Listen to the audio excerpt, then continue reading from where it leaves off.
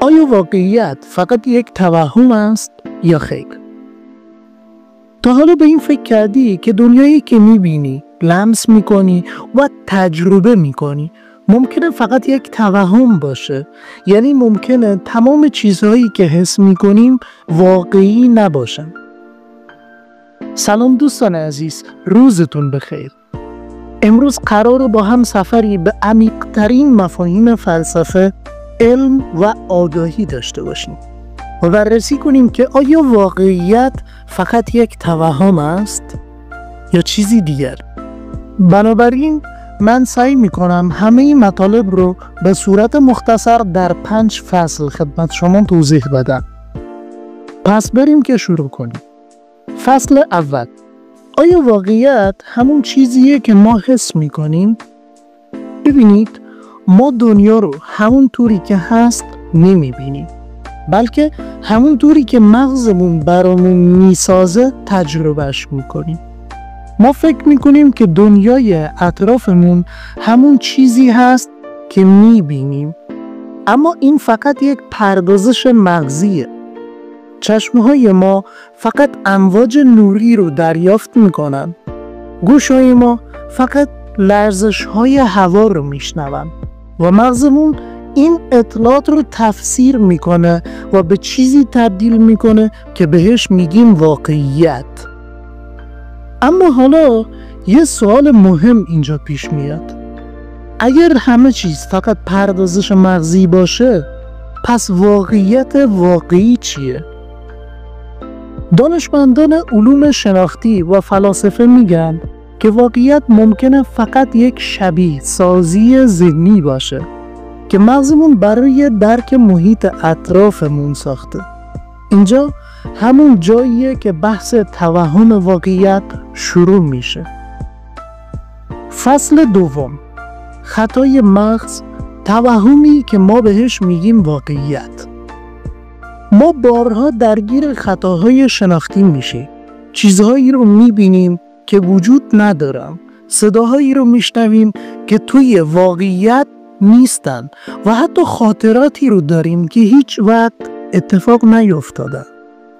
اجازه بدید این مورد رو با چند تا مثال براتون روشن کنم. مثال اول: توهمات نوری.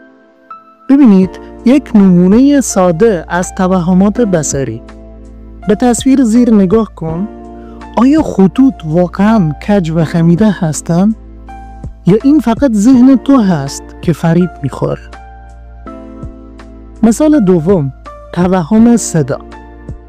شاید برات پیش اومده که یه آهنگ گوش بدی و بعداً فکر کنی که داری همون آهنگ رو میشنوی، در حالی که هیچ چیزی پخش نمیشه.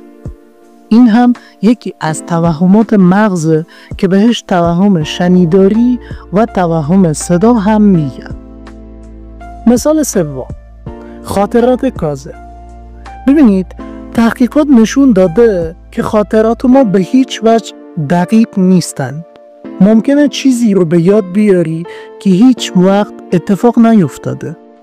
این هم یکی دیگه از نشونه هایی هست که مغزمون واقعیت رو میسازه، نه این که صرفاً دریافتش میکنه. متوجه شدید؟ حالا بریم سراغ فصل سوم. یه چیز خیلی جالب: فیزیک کوانتوم و توهم واقعیت. حالا بریم سراغ یه بحث کاملا عمیق‌تر به اسم فیزیک کوانتوم، یکی از عجیبترین شاخه‌های علمی. شاید بزرگترین نشونه باشه که ثابت کنه واقعیت چیزی جز یک توهم نیست. حالا بیایید یک آزمایش رو بررسی بکنیم. آزمایش دوشکاف، Double Slit Experiment. در این آزمایش ذراتی مثل الکترون ها وقتی از دو شکاف عبور میکنن رفتارشون تغییر میکنه، بسته به این که آیا کسی داره اونا رو مشاهده میکنه یا نه. یعنی چیزی که واقعی به نظر میرسه وابسته به آگاهی ماست، طبق فیزیک کوانتوم که بهش آزمایش دوشکاف هم میگن. این یعنی چی؟ یعنی تو زمانی که کسی داره به چیزی نگاه میکنه اون چیز یه جور خاص رفتار میکنه. اما وقتی که هیچ مشاهده‌گری وجود نداره واقعیت دیگه اتفاق میفته. پس آیا این نشونه ای نیست که واقعیت چیزی جز یک توهم ساخته ذهن ماست؟ حالا فصل 4. آیا ما داخل یک شبیه سازی هستیم؟ خیلی خوب، یکی از تئوری های جنجالی اینه که ما داخل یک شبیه سازی کامپیوتری زندگی میکنیم، درست مثل فیلم ماتریکس یا The Matrix.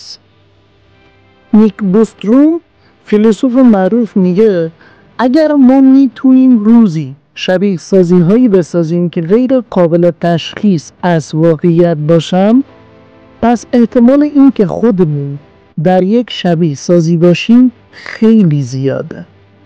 یعنی چی؟ یعنی ممکنه ما فقط شخصیت هایی باشیم که داخل یه برنامه کامپیوتری فوق‌العاده پیشرفته اجرا میشیم و چیزهایی که بهشون میگیم واقعیت در اصل فقط مجموعی از کودهای دیجیتالی باشن.